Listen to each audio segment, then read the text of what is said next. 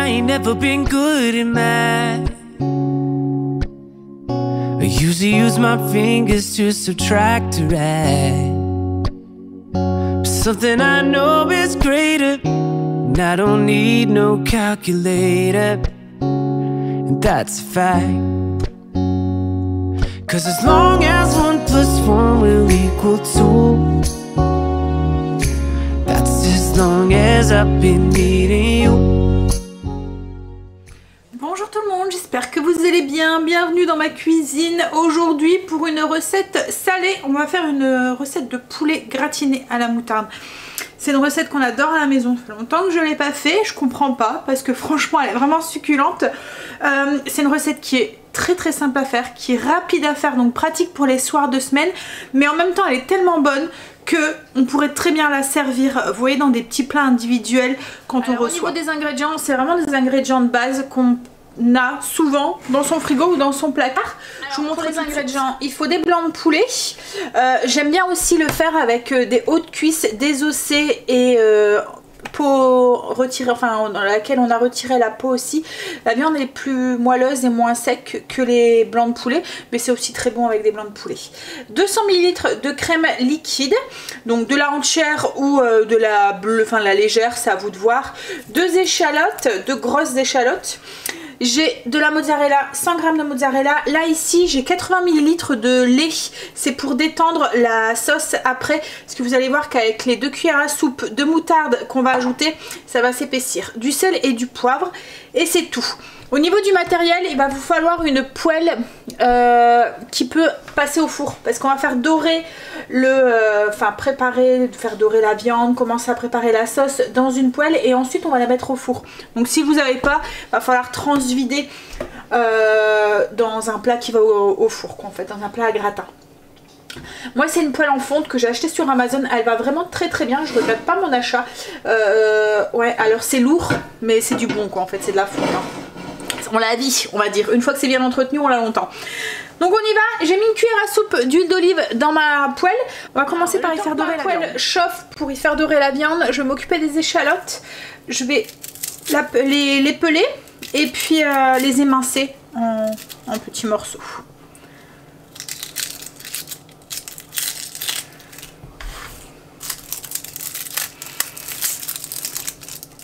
Ma poêle est chaude, je suis en train de faire dorer la viande et ce que je vais faire aussi, c'est que je vais mettre à préchauffer mon four à 180 degrés.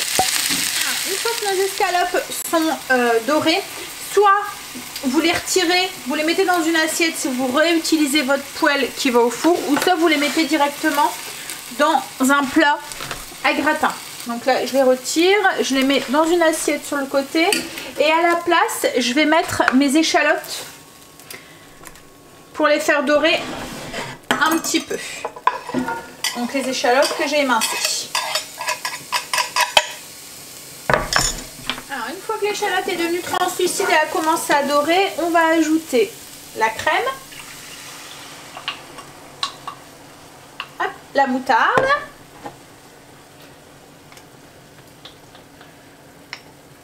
on va mélanger un petit peu. On ajoute le lait, parce que comme je vous ai dit, vous allez voir, ça va vite épaissir avec la moutarde. Alors c'est vraiment une recette très simple, hein. On va saler et poivrer un petit peu la sauce. Ah oui, je vous ai pas dit tout à l'heure, j'ai salé aussi et poivré un petit peu les escalopes aussi, hein, quand je les ai fait dorer.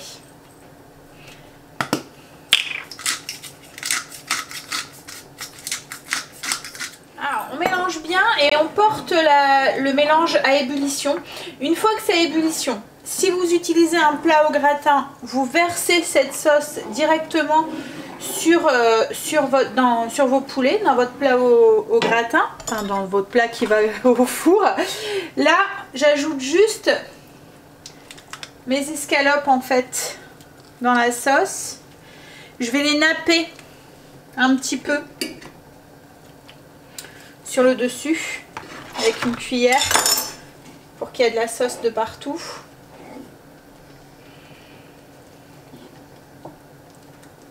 Alors j'ai pris une cuillère, je viens napper mes morceaux. Là je peux éteindre le feu, j'ai ma sauce qui est en ébullition donc c'est bon. Et ensuite, il nous reste plus qu'à mettre la mozzarella sur le dessus et à faire gratiner au four. Je vous ai dit, c'est très très simple, mais franchement c'est vraiment trop bon. Et en plus il n'y a pas de vin blanc dedans. Souvent dans ces sauces là il y a du vin blanc, là il n'y en a pas, on l'a remplacé par le lait.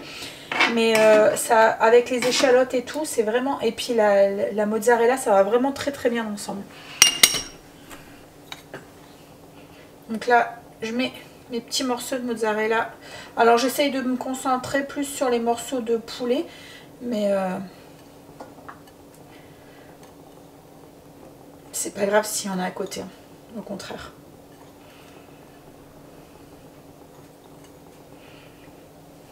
Donc une fois qu'on a mis le fromage, il n'y a plus qu'à enfourner. Alors une vingtaine de minutes, le temps de finir de faire cuire le poulet et que le plat gratine bien. Alors, voilà ce que ça donne, notre poulet gratiné à la moutarde. Si je pouvais vous envoyer l'odeur, ça sent trop bon. Avec mon poulet, je vais servir des choux de Bruxelles braisés à la moutarde et au lardon. Je vais vous montrer comment je fais et je vais faire ça aussi avec des petites pommes de terre qu'on va faire rôtir au four. Pareil, je vais vous montrer comment je fais, comme ça vous fera un repas complet.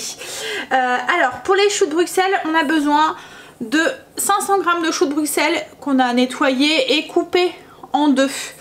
On va avoir besoin de 100 g de lardon fumé, moi je préfère, du sel, du poivre, une cuillère à café de thym, un peu d'huile d'olive pour faire dorer le tout, une cuillère à soupe de moutarde à l'ancienne, une échalote émincée, une gousse d'ail et puis 180 ml de bouillon de volaille.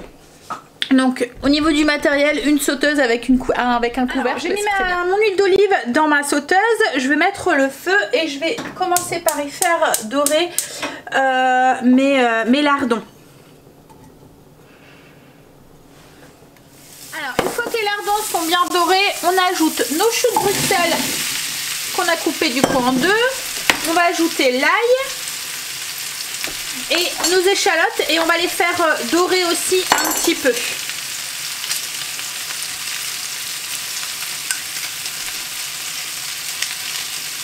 Alors cette recette là, je la fais aussi avec des endives, c'est très bon aussi. Donc si vous n'aimez pas les choux de Bruxelles, vous faites exactement la même chose mais vous remplacez par les endives. Et à la fin, enfin moi pour les endives, je caramélise un tout petit peu avec un peu de sucre les endives pour casser un petit peu l'amertume. Là je vais pas le faire, mais c'est tout à fait possible de le faire aussi avec des endives. Et les endives je ne mets pas la moutarde aussi, voilà. Alors petite précision sur la recette, mes choux de Bruxelles sont crus. On a tendance à les faire cuire avant les faire blanchir et tout. Là ils sont crus. Donc une fois que c'est doré, on va ajouter du coup, on va saler, poivrer parce qu'on l'a pas fait. Alors mettez pas trop de sel parce qu'il y a le bouillon et il y a les lardons fumés. Donc il ne faudrait pas que ce soit trop salé. Et on va ajouter du coup notre bouillon qui va aider justement à faire cuire les choux de Bruxelles. Et notre moutarde et le thym. Donc j'ajoute le thym, la moutarde et notre bouillon.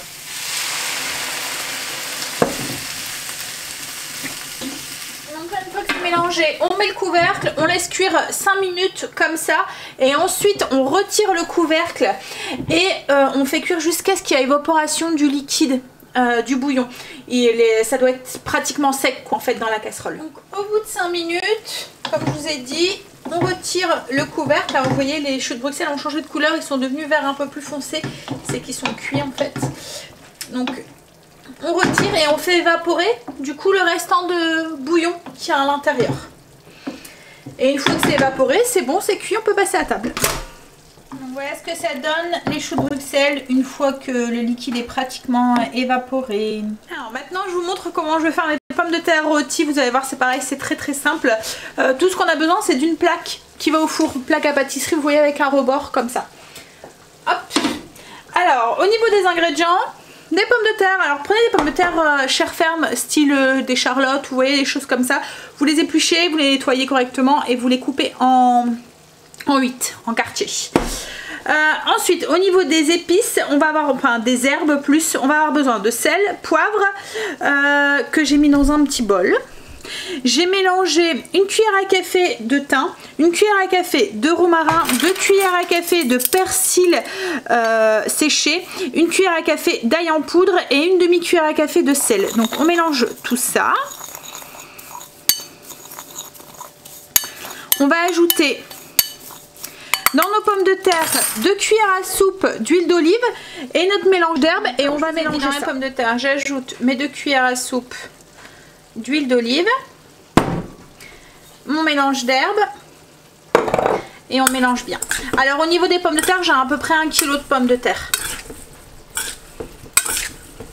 Donc une fois que c'est bien mélangé, on prend notre plaque, on va venir mettre nos pommes de terre et on vient bien les dispatcher sur la plaque pour éviter qu'elles sont l'un sur l'autre.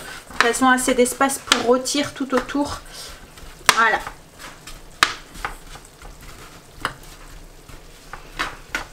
Et il ne reste plus qu'à les enfourner. Un four à 200 degrés, chaleur tournante, c'est mieux. En les retournant une fois pendant le temps de cuisson. Au niveau du temps de cuisson, ça dépendra de vos pommes de terre, de la taille de vos cubes. Vous piquez, vous regardez si c'est cuit, mais il y en a au moins pour une bonne demi-heure de cuisson. Donc au bout de 15 minutes, on les mélange et on les remet 15 minutes. On vérifie la cuisson, si c'est pas assez, voilà ce que ça donne. Les petites pommes de terre, on les entend chanter, elles sont encore dans le four là. Il n'y a plus qu'à servir. Donc voilà pour les recettes d'aujourd'hui. Je vous mets comme d'habitude une petite photo ici du visuel de l'assiette. Je vous mets aussi un visuel aussi de la fiche recette que vous pouvez retrouver sur le blog. Le lien est en barre d'infos si vous souhaitez. Je vous fais des bisous et je vous dis à bientôt dans une prochaine vidéo. Bye, bisous. No, baby, I ain't never been good at math. I usually use my fingers to subtract or add.